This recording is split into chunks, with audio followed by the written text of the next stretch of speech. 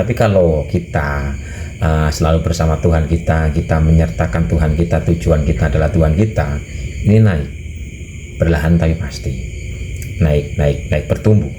Karena yang Tuhan mau juga gitu kok. Hari ini harus lebih baik daripada hari kemarin, hari besok harus lebih baik daripada hari ini. Berarti apa? Peningkatan. Ada peningkatan yang pelan tapi pasti. Nggak seperti itu tadi, di saat membaca rutin ribuan kali iya naik, di saat lagi males atau sama sekali enggak gini. Jadi itu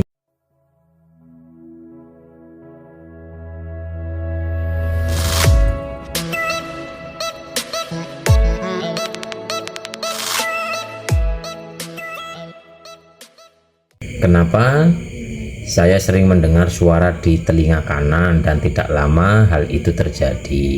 Di saat kita mendengarkan suara yang adanya di kepala sini, entah di telinga lah, entah di bayangan lah dan sebagainya, itu bisikan-bisikan. Bisikan dari siapa? Dari rekam jejak energi kita. Kalau dalam umumnya itu bisikan atau kita diberitahu oleh mungkin leluhur kita, mungkin DNA yang ada di dalam diri kita, getaran-getaran energi yang ada di dalam diri kita.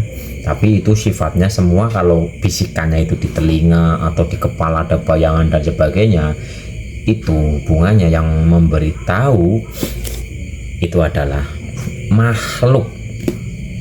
Seperti mungkin apalah gitulah, kan ada yang katanya sosok ini itu. Kalau bisikannya di sekitar sini,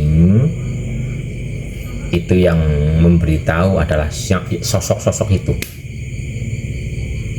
Tapi yang sejati bisikannya ada di hati, kerentek hati.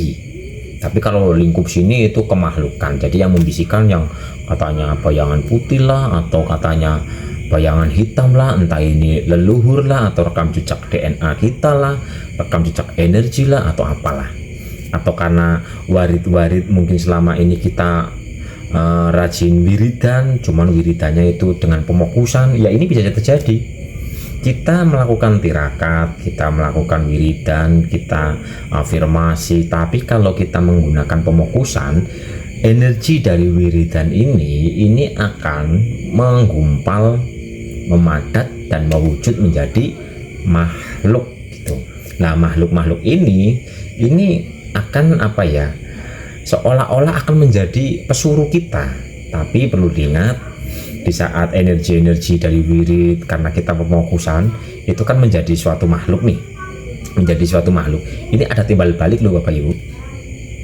Jadi di saat kita mungkin nih, kita rajin wirid yang bukan lillahi ta'ala loh ya, yang tujuannya bukan benar-benar untuk Tuhan kita, ini sang energi ini bisa menjadi makhluk atau sosok yang akan membantu kita. Tapi perlu diingat kembali, ini ada pertanggungjawaban. Di saat Bapak Ibu mungkin rajin wiridan ribuan kali dan sebagainya, oke lah, hidupnya asik, selalu tertolong dan sebagainya. Tapi tanpa kita sadari, ini ada apa ya, ada makhluk-makhluk ini loh, dan ini minta apa ya, minta timbal balik. Timbal baliknya apa? Menyerap kebaikan-kebaikan yang ada di dalam diri kita. Umpama Bapak Ibu yang dulunya wiridannya itu ribuan, hidupnya lancar, setelah wiridannya berkurang, masalah datang. Apalagi sama sekali nggak wiridan, dungkar. Umpama punya usaha, waktu lagi rajin wiridan, punya usaha berkembang, berhenti wiridannya, semuanya hilang, gulung tikar dan sebagainya. Jadi di saat kita wiridan lah, afirmasi lah, ya tujuan kita adalah untuk mengagungkan, memuliakan, memuji kepada Tuhan kita, sehingga tidak akan terjadi yang namanya makhluk-makhluk itu.